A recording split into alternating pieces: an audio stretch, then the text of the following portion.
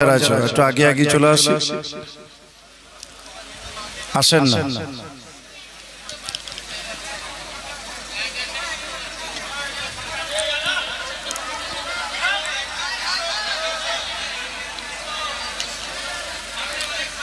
জিকির করি লা ইলাহা ইল্লাল্লাহ, লা ইলাহা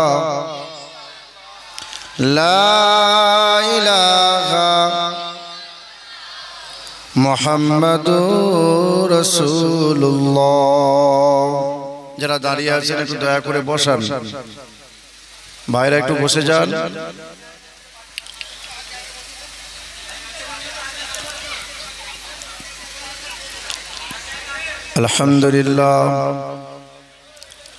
আলহামদুলিল্লাহ নাহমাদুহু ওয়া নাস্তাঈনুহু ওয়া নাস্তাগফিরুহু ওয়া নু'মিনু বিহি ওয়া নাতাওয়াক্কালু আলাইহি ওয়া নাউযু বিল্লাহি মিন শুরুরি আনফুসিনা ওয়া মিন সাইয়্যাতি আ'মালিনা।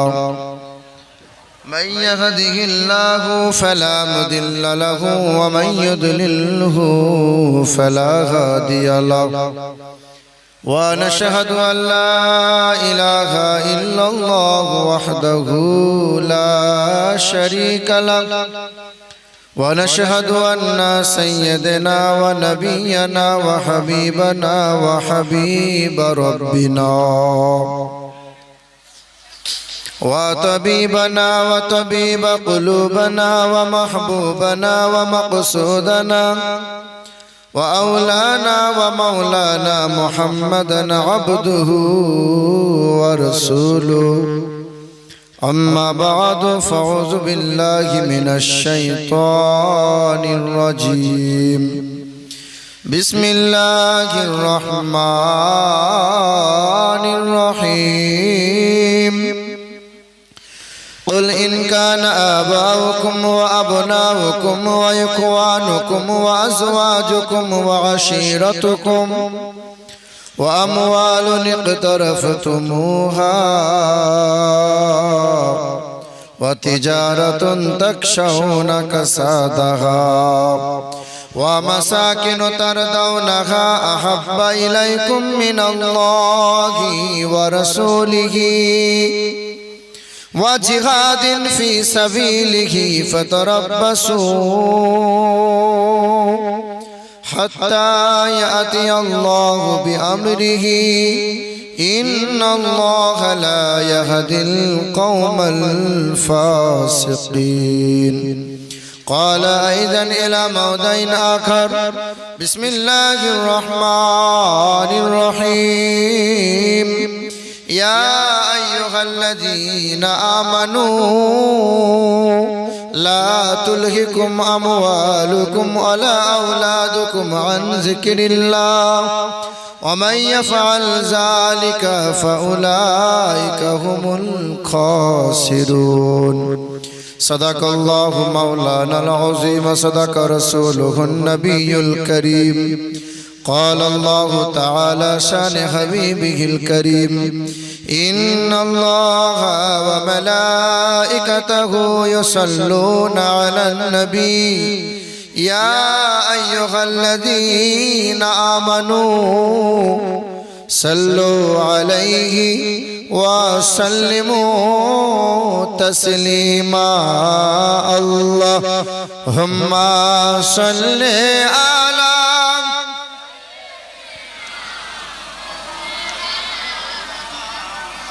وعلى آل سيدنا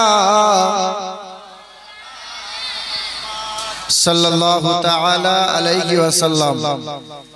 সমস্ত প্রশংসা সেই মহান মালিকের জন্য, যিনি আমাদেরকে পৃথিবীর সর্বশ্রেষ্ঠ সম্পদ ঈমান দিয়েছেন, আর তিনি বড় দয়া করে আমাকে আপনাদেরকে রহমতের মজলিসে, ক্ষমা পাওয়ার মজলিসে, ফেরেশতাদের মাঝে রিয়াজুল জান্নাহ, জান্নাতের বাগানে আমাকে আপনাকে বসার তৌফিক দিয়েছেন। আর একটু আস্তে করে বলেন সুবহানাল্লাহ। জোর বললে আস্তে হয়, আর আস্তে বললে জোর হয়। সময়টা এখন অন্যরকম। হ্যাঁ, আজকে একজন মানুষ বলছিলেন জামানা খুব খারাপ, আর আমার রাসূল বলেছেন জামানাকে গাল দিও না। আগেকার সময় আমরা যখন ছোট ছিলাম আলেম ওলামা দেখলে পরে ভয়ে লুকিয়ে যেতাম, আর এখন আলেম ওলামা দাড়িওয়ালা টুপিওয়ালা মানুষ দেখলে পরে তোমার ছেলে নাতিপোতা সিটি বাজায় আদব কায়দার করে না, সব বদলে গেছে। তাই কোন একজন কবি বলেন, আগের মতো শান্তি তো আর এখন পাওয়া যায় না, মানুষগুলো পাল্টে গেছে, পাল্টাইনি জামানা। জামানা ঠিকই আছে, মানুষ সব পাল্টে গেছে, মানুষ সব পাল্টে গেছে, জামানা ঠিকই আছে। মানে এখন সব আমরা বদলে গেছি, জামানা ঠিকই আছে। আল্লাহ পাকের প্রশংসা যে তিনি বড় দয়া করে আমাকে আপনাকে বড় মেহেরবানি করে বড় অনুগ্রহ করে এই জায়গায় বসার সুযোগ দিয়েছেন। তিনি আল্লাহ, সেই মহান মালিকের প্রশংসা, সেই মহান মালিকের দরবারে কালামে শুকরিয়া আদায় করে সকলে উচ্চ স্বরে মুক্ত কণ্ঠে বলে আলহামদুলিল্লাহ। আমরা এসেছি তারই ইচ্ছায়, পৃথিবী থেকে যাব তারই ইচ্ছায়। এসেছি কার ইচ্ছায়, পৃথিবী থেকে যাব কার ইচ্ছায়, আর মধ্যখানে সময়টুকু চালাবো কার ইচ্ছায়, বউয়ের ইচ্ছায়। আমরা যদি আল্লাহর ইচ্ছায় চালাতাম তো সব এক একজন আল্লাহর ওলি হয়ে যেতাম। জি আমার শিক্ষিত মুসলমান, আমার সুধী মানুষেরা, সমস্ত প্রশংসার মালিক হলেন আল্লাহ, যিনি আকাশের মালিক, যিনি জমিনের মালিক, যিনি হায়াত ও মওতের মালিক, যিনি আনন্দ নিরানন্দের মালিক, যিনি জান্নাত ও জাহান্নামের মালিক, তিনি সর্ব জায়গার সর্বক্ষণের একাই মালিক, তিনি আল্লাহ। আপনি দেখবেন যারা হিন্দু সমাজের মানুষ তারা বিশ্বাস করে যে আকাশের মালিক একজনা, জমিনের মালিক আর একজনা, বিদ্যার মালিক একজনা, সূর্যের মালিক আর একজনা। মানে ওরা বিশ্বাস করে যে সৃষ্টিকর্তা প্রতিপালক অনেকজনা। আমাদের মালিক কয়জন? আমাদের মালিক এক না হয়ে যদি একের অধিক হতো আমাদের ভালো হতো না খারাপ হতো? ওই যে বাপের তিনটে চারটে ছেলে আছে জিজ্ঞাসা করো কেমন আছো বাপ, বলে দিনদার শুধু জমি জায়গা নিয়ে ঝামেলা হয়, কেন চারটে ছেলে হলো? কথা বলেন না কেন? মুসলমান শিক্ষিত বন্ধুরা, আমার সুধী মানুষেরা, অথচ ওদের ধর্মগ্রন্থে লেখা আছে হদারমিন্দ্র মহাশরীন্দ্রাম ইয়া দেবী সর্বভূতে শান্তি রূপে। না হাসিয়েন না, এক অদ্বিতীয় লা শারীকা লা, এক আল্লাহ ছাড়া যে কোনো মাবুদ নাই, এটা ওদেরই ধর্মগ্রন্থে লেখা আছে। ওরা কালো চশমা পরে আছে তাই দেখতে পাই না। কি লেখা আছে? ভদারমিন্দ্র মহাশরীন্দ্রাম ও নমো প্রভণ্ড প্রভাসিত নমো কল্যাণ শান্তি যুগে যুগে নমো হা সর্বদা তো কল্যাণ বসুমতি গৌরী ঋষি মৃত্যু যারা মৃত্যু আগমনি নমো হা ন দ্বিতীয়ম ন তৃতীয়ম চতুর্থ ন পচ্যুতে ন পঞ্চম ন ষষ্ঠম সপ্তম ন পচ্যুতে ঈশ্বর সর্বস্ব জগতং ব্রহ্ম সর্বদং খালিদং ধর্মবাহং পাপমাদং। পৃথিবীর জমিনে এক অদ্বিতীয় লা শারীকা লা, এক মহান প্রতিপালকের কথা বেদে লেখা আছে। সেখানে বলা আছে তিনি হবেন বিশ্ব ব্রহ্মাণ্ডের মালিক, তিনি হবেন নীল গগনের মালিক, তিনি হবেন বিদ্যার মালিক, তিনি হবেন হায়াত ও মওতের মালিক, তিনি হবেন রুজির মালিক। যার ইচ্ছার বাইরে মানুষ ঘুম থেকে জাগতে পারে না, তার ইচ্ছার বাইরে গাছের ফুল কখনো ফুটতে পারে না। তিনি এক অদ্বিতীয় লা শারীকা লা, না দ্বিতীয়ম না তৃতীয়ম চতুর্থ না পচ্যুতে। তিনি দুইটা তিনটা চারটা পাঁচটা দশটা হবেন না, তিনি এক অদ্বিতীয় লা শারীকা লা, তিনি হবেন আল্লাহু আল্লাহ। ওরা বিশ্বাস করে বিদ্যার মালিক হলো সরস্বতী, আর রুজির মালিক হলো লক্ষ্মী, লোহা লক্করের মালিক হলো বিশ্বকর্মা। বিদ্যার মালিক যদি সরস্বতী হয়, ভারতের জমিনে সর্বপ্রথমে 12টা ভাষায় যিনি এমএ করেছিলেন ওই ব্যক্তির নাম হলো ডক্টর মোহাম্মদ শহীদুল্লাহ। মুসলমান ছিলেন তিনি। বলো তার বিদ্যা দিল কে? বিদ্যার মালিক কে? আল্লাহ। বাবুই পাখি আপনারা দেখেছেন? বাবুই পাখি দেখবেন তাল গাছের গোড়ায় বাবুই পাখির বাসা অনেক সময় পড়ে থাকা দেখা যায়। বলে বাবুই পাখির বাসা এত সুন্দর করে কষ্ট করে বাবুই পাখি বাসা তৈরি করে, বাবুই পাখি যে তৈরি করে এতে পুরুষ বাবুই পাখি তৈরি করে, খুব কষ্ট করে বিভিন্ন সরঞ্জাম নিয়ে এসে বাবুই পাখি বাসা তৈরি করে। বাবুই পাখি সুন্দর করে বাসা তৈরি করার পরে কাদা নিয়ে গিয়ে বাবুই পাখি এক জায়গায় বাসার সাইডে লাগিয়ে দেয়। কেন? ওই জোনাকি পোকা মুখে করে ধরে নিয়ে জোনাকি পোকা কাদার মধ্যে গেঁথে দেয়। জোনাকি পোকা ওই অন্ধকার ঘরে আলোকিত করবে। এই সুন্দর ঝকমকে আলোকিত ঘর যদি একজন নারী বাবুই পাখির পছন্দ হয় তবে ওই পুরুষ বাবুই পাখির সঙ্গে সংসার করবে, নচেত মুখ ঘুরিয়ে চলে যাবে। যদি নারীর বাবুই পাখির পছন্দ হয় তবে সংসার, যদি নারী বাবুই পাখি চলে যায় এই পুরুষ বাবুই পাখি ধিৎকারে নিজের ভাষা নিজের ঠোঁটে করে ছিঁড়ে তাল গাছের গোড়ায় ফেলে দেয়। এই বাবুই পাখির বুদ্ধি দিল কে? কথা বলেন না কেন? মাছরাঙা দেখেছেন? মাছরাঙা গাছের ডালে বাসা তৈরি করে না। মাছরাঙা গাছের ফ্যানটা একটু, এই ফ্যানটা একটু করেন তো, আমাদের একটু করেন, 4 আঙ্গুল করেন তাহলেই হবে। মাছরাঙা গাছের ডালে বাসা তৈরি করে না। মাছরাঙা নদীর পারে, পুকুর পারে, ওই খাল বিলে, ওই পুকুর পারে, নদীর ধারে গর্তের ভিতরে মাছরাঙা বাসা তৈরি করে। মাছরাঙা যখন তার গর্তের ভিতরে বাসাতে ডিম বা বাচ্চা ফোটায়, তা মাছরাঙা তো খাবার সংগ্রহ করতে যাবে, এই বাচ্চা এই ডিম আগলাবে কে? মাছরাঙা তখন বুদ্ধি করে কি করে জানেন? বিষধর সাপের খোলস তখন খোঁজে। যেখানে বিষধর সাপের খোলস পাওয়া যায় ওই সাপের খোলস মুখে করে নিয়ে এসে অর্ধেকটা খোলস গর্তের ভেতরে ভরে দেয় আর লেজের দিকটা বার করে রেখে দেয়, কোনো মানুষ কোনো প্রাণী যাতে হামলা করতে না পারে। আপনি যাবেন নদীর পারে, পুকুর পারে, দেখবেন মাল খোলস অর্ধেক ভরা আছে, ভেতরে বাইরে কিছু মাল বার হয়ে আসে। মনে মনে চিন্তা করবেন বিষধর সাপের খোলস, এখানে হাত দেওয়া যাবে না, হাঁটাই যাবে না। মাছরাঙা বলে আয় আমার বুদ্ধির সাথে লাগাবি আয়। মাছরাঙার এই বুদ্ধি দিল কে? আচ্ছা মানুষ বলো দেখি রাত্রি কেন কালো? আরে সূর্যমণি সূর্যমণি কোথা হতে পেল এমন আলো?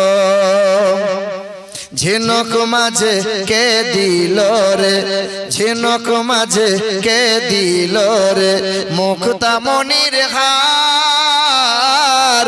আর আখের ভিতর কে দিল রে রসে যে চমৎকার? দুধ কেন এমন সাদা, মরিচ কেন ঝাল? আর আমগুলো সব পাকলে পরে হয় কেমনে লাল? সন্ধ্যাবেলায় আকাশ ঘিরে, সন্ধ্যাবেলায় আকাশ ঘিরে তারার আবির্ভাব। আর মিষ্ট জলে পূর্ণ কেন গাছের কচি ডাব? ডাব নিশ্চয় খেয়েছেন, একটু কাটবেন, নরম অংশ আসবে, আঙ্গুলে করে দাবিয়ে দেবেন, ভেতরকার নিয়ামতের পানি যেন ফিচকিরি দিয়ে বার হয়ে যায়। এ মুসলমান, পৃথিবীর জমিনে যত প্রোডাক্ট আপনি ব্যবহার করবেন, ওই বাচ্চারা কুরকুরে খায়, চিপস খায়, লক্ষ্য করে দেখেন পৃথিবীর সব কোম্পানির প্রোডাক্ট গুলোই অর্ধেক হাওয়া ভরা তো অর্ধেক মাল ভরা। আমার আল্লাহ পাক বলেন আমার যত নিয়ামতের প্রোডাক্ট আছে কোনোতেই হাওয়া ভরা পাবে না। সন্ধ্যাবেলায় আকাশ ঘিরে তারার আবির্ভাব। আরে মিষ্ট জলে পূর্ণ কেন গাছের কচি ডাব? চিনি কেন মিষ্টি এত, তেঁতুল কেন টক? আরে কোকিল কেন কালো এত, ফর্সা কেন বক? বলি সুবহানাল্লাহ। আমরা সবাই বাস করি ভাই, লক্ষ্য করেন, আমরা সবাই বাস করি ভাই এ দুনিয়ারি রঙে। আর হাতের লেখা মুখের চেহারা মেলে না কারো সঙ্গে, আর মেলে না কণ্ঠ গলার, আর মেলে না কণ্ঠ গলার বুড়ো আঙ্গুলের টিপ। আর আল্লাহ তাআলা আছেন একজন, প্রমাণ হলো ঠিক। বলো লা ইলাহা, আরো জোরে লা ইলাহা, বলি লা ইলাহা। কিছু মানুষের মুখ খুলছে না, বলছে আমি তো চালাক মানুষ, আমি কেন মুখ খুলবো? তুমি কত বড় চালাক, তুমি মরে দেখো উল্টো পাল্টা তোমার শেকনি হবে। হায় হায় হায় হায়, আফসোস মুসলমান। আল্লাহ কবুল করুক, আল্লাহ আমাদের সকলকে মাফ করেন। জোরে বলি আল্লাহুম্মা আমিন। আমার শিক্ষিত মুসলমান, আল্লাহ পাকের প্রশংসা, তারপরই শতকোটি দরুদ আর সালাম মক্কার মতি, মদিনার জ্যোতি, দুই কুলের সাথী, উম্মতের কান্ডারি আমার ও আপনার নবী জনাবে মুহাম্মদুর রাসূলুল্লাহ সাল্লাল্লাহু তাআলা আলাইহি ওয়াসাল্লাম। আমার উপস্থিত জ্ঞানী গুণী সম্মানীয় আমার মুরব্বী বাবাজিরা, ভাইরা এবং পর্দার আড়ালে মা ও বোনেরা, আল্লাহ পাকের দয়া, আল্লাহ পাকের মায়া, আল্লাহ পাকের অনুগ্রহ আর শান্তি দ্বারা আমাদের সকলের উপর বর্ষণ হোক। জোরে বলি আল্লাহুম্মা আমিন। এই সবে ঈদুল আজহা গেল, কয়েক মাস পূর্বে ঈদুল ফিতর গেছে। আমরা মুসলমান ভারতের জমিনে বাস করি। কম বেশি গোটা বিশ্বের মাটিতে ৩৫০০টা ধর্ম আছে। পৃথিবীর জমিনে যত ধর্ম আছে, প্রতিটা ধর্মের ধর্মগ্রন্থ আছে। বাইবেল বলুন, জিন্দাবাস্তা, ত্রিপিটক, রামায়ণ, যজুর, ঋক, শ্যাম, অথর্ব, কল্কি পুরাণ, মনুসংহিতা, পৃথিবীতে যত ধর্মগ্রন্থ আছে, খাস করে ভারতের জমিনে আপনি লক্ষ্য করেন, দেখবেন বাইবেল নিয়ে কেউ কারো সমস্যা করে না, জিন্দাবাস্তা নিয়ে কেউ কখনো মামলা করে না, ত্রিপিটক নিয়ে কারো মাথা ব্যথা হয় না। এই দেশের মাটিতে গির্জা থাকবে, মন্দির থাকবে, পাঠশালা থাকবে, বিশ্ববিদ্যালয় থাকবে, কলেজ থাকবে, কোনো অসুবিধা নাই।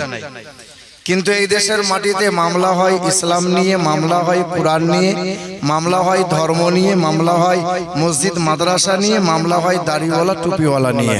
কেন? কারণ একটাই, তারা জানে যে বাইবেল নিয়ে কোনো সমস্যা, বাইবেল নিয়ে মামলা করে তেমন লাভ নাই। এমন একটা সময় আসবে যে পৃথিবীর কোনায় কোনায় কোরআনের শীতল হাওয়া পৌঁছে যাবে, আর গোটা বিশ্বের জাহান, গোটা বিশ্বের মানুষেরা সবাই কোরআনের শীতল হাওয়া পেয়ে কালমা পড়ে কালেমার ঝান্ডা উচ্চ শিখরে তুলবে, আর ইসলামের হাতে বিজয়ের পতাকা সেই দিন এসে যাবে। তাই বিরোধিতা যদি করতে হয় তো মুসলমানদের বিরোধিতা করো। আজ পর্যন্ত ঈদের নামাজ পড়তে যাওয়ার সময় বা ঈদের নামাজ পড়ে বাড়ি ফেরার সময় কোন মুসলমান কোন অমুসলিমকে দেখে নারায়ে তাকবীর বলে কেউ অপমান অপদস্থ করেছে? কেউ কখনো করে না। কিন্তু হাজারো ইতিহাস সাক্ষ্য দেয়, প্রমাণ আছে। রমজান মাসে মেদিনীপুরের মাটিতে তারাবির ওয়াক্তে মুসল্লিদের উপর জয় শ্রীরাম বলে আক্রমণ হয়েছে, দাড়িওয়ালা টুপিওয়ালা মুসলমানদের উপর আক্রমণ হয়। এই রকম অহরহ ইতিহাস আছে পৃথিবীতে, খাস করে ভারতে। আমার মুসলমান সোনার টুকরো বন্ধুরা, আমার সুধী মানুষেরা, আমাদের ধর্মসভা মানে মানবতার সভা, আমাদের ধর্মসভা মানে প্রেম প্রীতির সভা। আমাদের ধর্মসভায় হিন্দু, মুসলমান, খ্রিস্টান, বৌদ্ধ, জৈন সব দল মতের মানুষ আমাদের ধর্মসভায় আসতে পারে। আমাদের গুরুত্বপূর্ণ পবিত্র বাণী সকলেই শুনতে পারে। কারণ কোরআনে আল্লাহ পাক বলেন, তোমার বাড়ি, তোমার নাম আব্দুল্লাহ, তোমার পাশের বাড়ি হিন্দু ওয়া মুসলিম, খ্রিস্টান, বৌদ্ধ ওয়া মুসলিম হবে, তার নাম সুকুমার হবে, রাম হবে। কোরআন বলে, ওয়ালা তাসুব্বুল লাযিনা ইয়াদউনা মিন দুনিল্লাহ ফায়াসুব্বুল্লাহা আদওয়ান বিগাইরি ইলম। হে আমার বান্দা বান্দীরা, কখনো কোনো সময় যেন তার ধর্ম নিয়ে, কখনো কোনো সময় তার দেবদেবী নিয়ে তোমরা ঠাট্টা বিদ্রুপ করিও না, ব্যঙ্গ উপহাস তোমরা করিও না, অট্টহাসি তাদেরকে দেখে করিও না। কারণ তারাও জ্ঞানহীনতার কারণে ইসলামকে কখনো গাল দিয়ে দেবে, অপরাধটা তোমারই হবে। আল্লাহ রাসূল সাল্লাল্লাহু তাআলা আলাইহি ওয়াসাল্লাম সারা জীবন তিনি মানবতা দিয়ে দিন প্রচার করেছেন। মুসলমান, মদিনার মাটিতে এক দেওয়াল ব্যবসায়ী মানুষ এসেছে, সন্ধ্যা ঘনিয়ে এসেছে। রাসূল আমার সামনে গিয়ে জিজ্ঞাসা করছেন, তোমরা কারা? বলে, আমরা অমুক শহর থেকে এসেছি। রাসূল আমার বলেন, তোমরা এই সময় আর বাড়ি ফিরে যেও না, মদিনায় রাত কেটে থাক, মদিনায় রাতটা কাটিয়ে সকালবেলায় ব্যবসা করে বাড়ি ফিরো, কারণ চোর ডাকাতের ভয় থাকতে পারে। আল্লাহ রাসূল বলছেন, আমার সাহাবায়ে আমরা একজন ব্যক্তিকে দায়িত্ব করে বাড়ি নিয়ে যাও, তোমরা পেট ভরে খাবার খাওয়াও, থাকার জায়গা করে দাও। সবাইকে একজন করে সঙ্গী করে বানাইয়ে একজন সাহাবী তাদেরকে বাড়ি নিয়ে গেলেন, কিন্তু একজন মোটা মানুষকে কেউ নেয় না। আল্লাহ রাসূল বলছেন, একে নাও না কেন? বলে, ইয়া রাসূলুল্লাহ, এই মোটা মানুষটাকে চিনি আমরা, পরের পেলে এত খায় যে হাঁড়ি খালি করে দেয়। এইরকম আপনার সমাজেও আছে, দেখবেন বরযাত্রী গিয়েছে, ছেলের বিয়েতে গিয়েছে, দিয়ে মেয়ের বাপের গলায় বাঁশ দিয়ে 80টা রসগোল্লা খেয়ে আপনার গ্রামে মসজিদের সামনে এসে বলছে, জানিস 80টা রসগোল্লা খেয়ে আসে, কিন্তু জীবনে কখনো 4টে রসগোল্লা কিনে খায় না। হ্যাঁ হ্যাঁ, এইরকম মাল। তো আল্লাহ রাসূল আমার বলছেন, তো দয়া রাসূল মায়ার নবী আমার বলছেন, এই ব্যক্তিকে আমি নেব। রাসূল আমার এই মোটা ব্যক্তিকে বাড়ি নিয়ে গেলেন। রাসূল আমার বাড়ি নিয়ে যাওয়ার পরে খাবার খেতে দিলেন, পেট ভরে খাবার খেলেন। নবী আমার রাতের বেলায় তিনি তাহাজ্জুদের নামাজে চলে গেলেন, সকালবেলা ইশরাকের নামাজ পড়ে পা পা করে এসে মেহমানের খবর নিতে এলেন। তো দরজা খুলতে যাবেন, তো দেখে দরজা খোলা, বিছানায় পায়খানা, দেওয়ালে পায়খানা, ব্যক্তি পায়খানা করে চলে গেছে।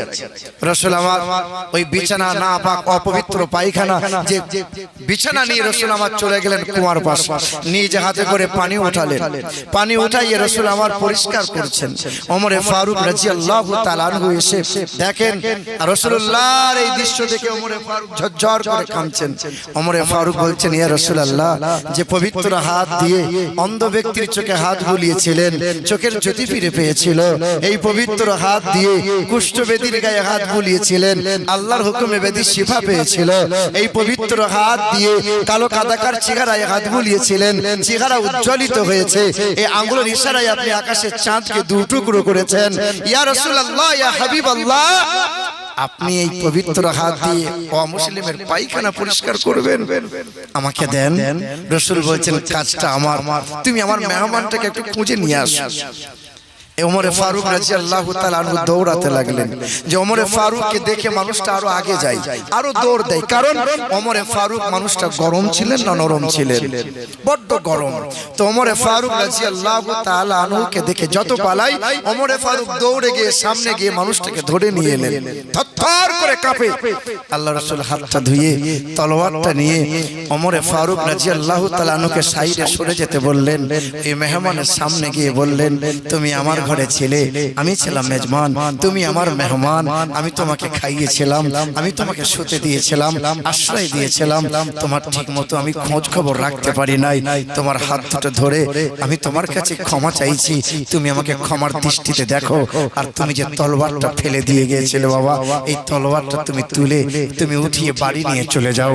এই মানুষটা এক কদম দুই কদম করে যায়, বারবার রাসূলুল্লাহ চেহারার দিকে তাকায়, ছুটে এসে নবীর কদম বুকে জড়িয়ে ধরে বলেছিলেন, ইয়া রাসূলুল্লাহ, শুনেছিলাম অনেক মুনি ঋষির কথা, শুনেছিলাম অনেক গুরু মহাগুরুর কথা, কিন্তু আপনি তো মানব জাতির কল্যাণকর্তা। সেদিন মানুষটা ছুটে এসে বলেছিল, ইয়া রাসূলুল্লাহ, আর বাড়ি যাব না, আর সংসার করব না, আপনার কদমের তলায় একটু জায়গা নিতে চাই। সেদিন মানুষটা পড়েছিল কালমা লা ইলাহা ইল্লাল্লাহু মুহাম্মাদুর রাসূলুল্লাহ, কালেমা পড়ে ঈমানদার হয়ে গেছে, বলি সুবহানাল্লাহ। মানবতা দিয়ে ইসলাম প্রচার হয়েছে। ওরা বলে যে ইসলাম প্রচার হয়েছে তারা ভয় দেখিয়ে জোর করে, কারণ 1000 বছর দেশ চালিয়েছে মুসলমান। না বন্ধু, 1000 বছর দেশ চালিয়েছে মুসলমানেরা। তারা যদি চাইতো ভারতে একটাও মসজিদ মন্দিরে মাথা খুঁজে পাওয়া যেত না, একটাও মাথা খুঁজে পাওয়া যেত না। হতে পারে ভারতবর্ষ হিন্দুস্তানের মাটি, মাইকম্যান সাউন্ডটাকে একটু হালকা করেন, সাউন্ডটা চাপ হচ্ছে দেখেন। হতে পারে ভারতবর্ষ হিন্দুস্তানের মাটি, মুসলমানের রক্ত দিয়ে এই দেশ হয়েছে খাঁটি। ইংরেজদের তাড়িয়ে আনিল যারা ভারতের স্বাধীনতা, মুছে গেল ইতিহাস হতে আজ তাদের তাদেরই কথা। ক্ষুদিরাম, বাদল, বিনয়, দীনেশ, প্রফুল্ল, চাকি, এরাই এনেছে স্বাধীনতা, আর কেউ আনেনি নাকি? চারিদিকে দুশ্মন, ভেঙো না মন, সাহস জমিয়ে রাখো বুকে, ঈমান জিন্দা করে জিহাদের হুঙ্কারে পরাজিত করো আজ শত্রুকে। চারিদিকে গাদ্দার, ভিনদেশি তাবেদার, সজাগ দৃষ্টি রাখো সবে, সকল মির্জাফর, বিদেশি গোলাম চোর, রুখতে তাদের আজ হবে। চারিদিকে দুশ্মন, তারা চায় কোরআনকে মুছে দেবো। বলেন তো বাবাজিরা আমার, এই ভারতের জমিনে ওই সমস্ত চক্রান্তিকারীরা যদি চক্রান্ত করে কোরআনকে একত্রিত করে নদীতে ভাসিয়ে দেয়, কিংবা কোরআনগুলোকে একত্রিত করে আগুনে জ্বালিয়ে দেয়, কোরআন কি মুছে যাবে? কোরআন কি হারিয়ে যাবে? না। আমার আল্লাহ পাক বলেন কোরআন কেউ হারাতে পারবে না। ইন্না আরাদনাল আমানাতা, এই কোরআন হলো আমি মহান মালিকের আমানত।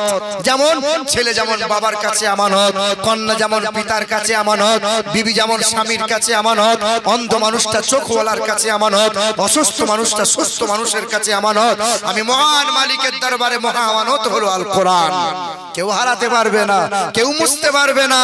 এর মর্তবা, এর মর্যাদা, এর ওজন পাহাড় বলেছিল, আমি পারবো না। إنا عرضنا الأمانة على السماوات والأرض والجبال فأبين أن يحملنها وأشفقن منها وحملها الإنسان। কোরআন শরীফের পারা নম্বর 22, পৃষ্ঠা নম্বর 6, আয়াত নম্বর 72, লাইন নম্বর 12। আমার আল্লাহ পাক জগতের মানুষকে জানিয়ে দিল